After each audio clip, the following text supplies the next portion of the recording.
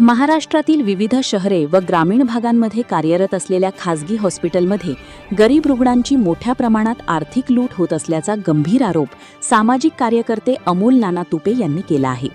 राज्यभरातील अनेक रुग्णांच्या नातेवाईकांकडून मिळालेल्या माहितीनुसार ही बाब अत्यंत चिंताजनक असून तात्काळ शासनाने याकडे लक्ष देणे गरजेचे असल्याचे त्यांनी म्हटले आहे। अमोल नाना तुपे यांनी सांगितले की राज्यातील अनेक खासगी रुग्णालये धर्मादाय म्हणजे चॅरिटी तत्वावर चालवली जात असून त्यांच्याकडे विविध शासकीय योजना उपलब्ध आहेत। मात्र या योजनांची माहिती रुग्णांच्या नातेवाईकांना जाणून बुजून दिली जात नाही।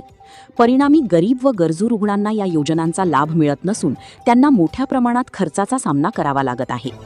काही ठिकाणी अत्यंत धक्कादायक प्रकार समोर आले असून 50 ते 60 रुपयांना उपलब्ध होणाऱ्या सलाईनच्या बाटल्या रुग्णांना 1000 ते 2000 रुपयांना विकल्या जात असल्याचे उघड झाले आहे।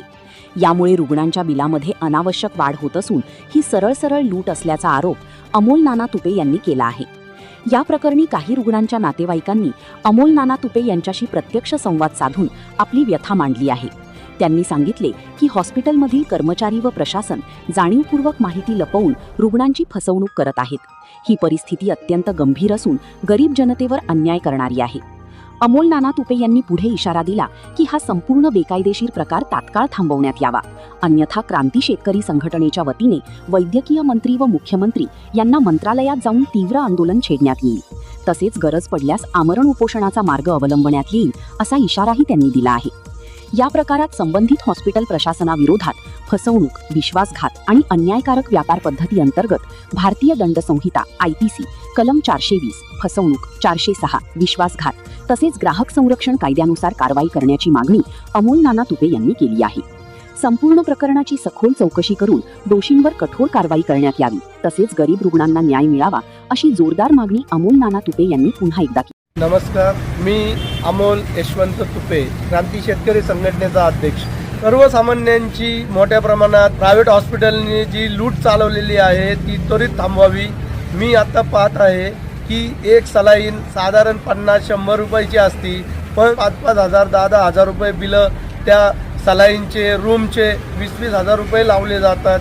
आता जर आपण पाहिलं तर याला कुठेतरी अंकुश बसला पाहिजे, कारण की हॉस्पिटलचं जर बिल पाहिलं तर कुणाला 5 लाख, कुणाला 10 लाख अशा मोठ्या प्रमाणात बिलं येत आहेत। हे हॉस्पिटलला कुणाचाच धाक राहिलेला नाही। त्याकरता आम्ही वेळोवेळी शासनाला हीच मागणी करतो, जी गोरगरिबांची लूट करणारी जी खाजगी रुग्णालय आहे यांच्यावरती पहिली कारवाई करा, जेणेकरून ही गोरगरिबांची लूट कुठेतरी थांबली जाईल आणि याच्यावरती कुठेतरी अंकुश बसेल। मी वेळोवेळी सर्वसामान्य लोक आहेत त्यांच्या काही अडचणी सोडवत असतो।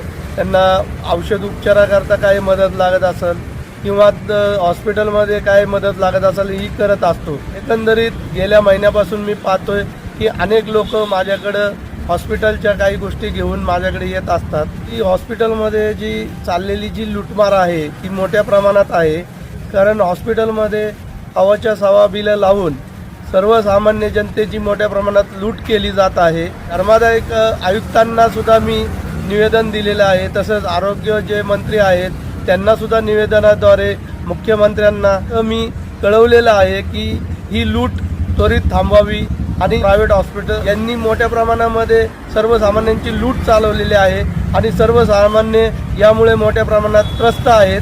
त्याकरता माझी नम्र विनंती आहे शासनाने याच्यामध्ये लक्ष घालून त्वरित अशा जे काय हॉस्पिटल जी लूटमार करत आहे सर्वसामान्य जनतेची यांच्यावरती फौजदारी स्वरूपाचे गुन्हे दाखल करावे।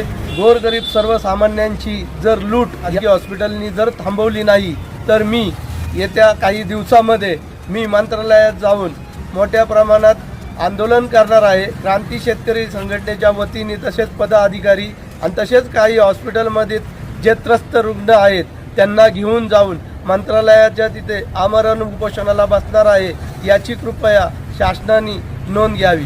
तुम्ही जर आमच्या चॅनलवरती नवीन असाल तर आमच्या चॅनलला लाईक, शेअर व सबस्क्राईब करा। तसंच बेल आयकॉनचं बटन दाबून कमेंट करायला मात्र विसरू नका, कारण बातमी तुमची, साथ आमची, आपल्या हक्काचं चॅनल। धन्यवाद।